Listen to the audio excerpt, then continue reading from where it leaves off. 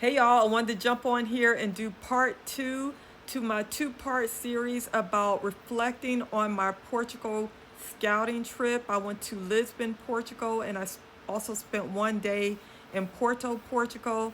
And I want to go over some of the positives and cons. I've already done the positives video, you could check that out. But here are 5 cons that I picked up while I was doing my scouting trip in Portugal. One thing I want to mention is just that I'm a mom. I've lived abroad before, but since the last election, I think I'm going to go back abroad. And every day that goes by, I think that is the right decision to move back abroad. So let's jump right in there. The first con that I want to bring up, and it may not be something to some people, but it is something to note. There's a lot of graffiti. There's a lot of graffiti in Lisbon. In my original video with the pros, you know that I've said that I thought it was really clean, and I stand by that. From the areas that I went to, I cannot speak for all of Lisbon, but the neighborhoods that I scouted, I thought they were beautiful, and I'll actually put them on the screen. I thought they were beautiful and that they were immaculate as far as being clean. But as far as graffiti, it's everywhere. And I don't know, I kind of thought by the end of my trip that it kind of adds to the charm, because in the United States, most of the time, graffiti is paired with a lot of trash. It's usually in places where there's crime. I'm sorry, I'm telling the truth. So I didn't have a good impression of graffiti. But in Lisbon, it's almost like just another form of art. So I just want to bring that graffiti up as maybe a possible con for some people. Another thing that may be a con for some people are the hills. There are a lot of hills when you're walking. So I want to explain it because I don't think people know. Because some people are like, well, there's hills everywhere. No, no, no, no. You could be walking and you're going up a hill and you think, okay, where I got to get to is up this hill. It's not so bad. I just got to make this right.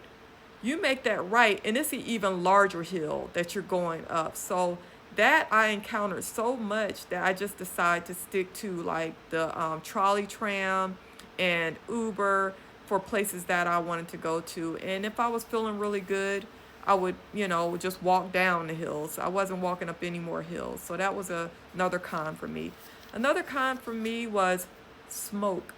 People there smoke, a lot of them. They smoke, and there's not the same type of laws there is in the United States where it's not allowed. It's allowed in a lot of different places.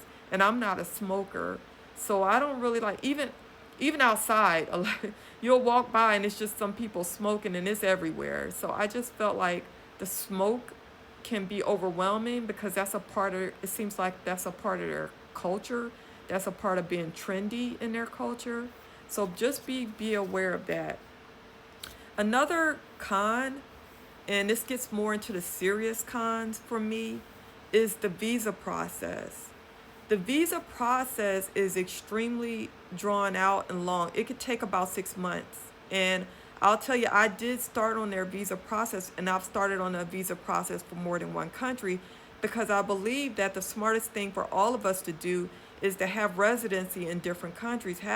Even mice have different holes to run to. So have different residencies in different countries, but their visa process is very, very long. It's not for the faint of heart. But I told you in part one of the pros on why I think so many Americans are still flocking to Lisbon, flocking to Portugal, and they're overlooking that tough process of the visa, and that's because there's a golden egg that I see now that I'm really smart on, or gotten smarter on Lisbon, on why people are going there, and it has nothing to do with really the way it looks or anything. It's about having another strong passport, have actually a really clear pathway to another strong passport. You sit out the next 4 years in Lisbon, add another year to that, you can get your citizenship, which means that you have citizenship to the entire EU. You can live, work anywhere in the EU, France, Italy, wherever you choose. And that is a flex. I have been saying that. Y'all want to know what's a true flex? When you have strong passports, like you have more than one, it's like having keys to the world. Now that leads into the last con that I have, which I think is it's a turn off. It's a turn off. It is the cost. The cost of rentals there are out of this world. It reminds me of New York prices. It reminds me of DC prices.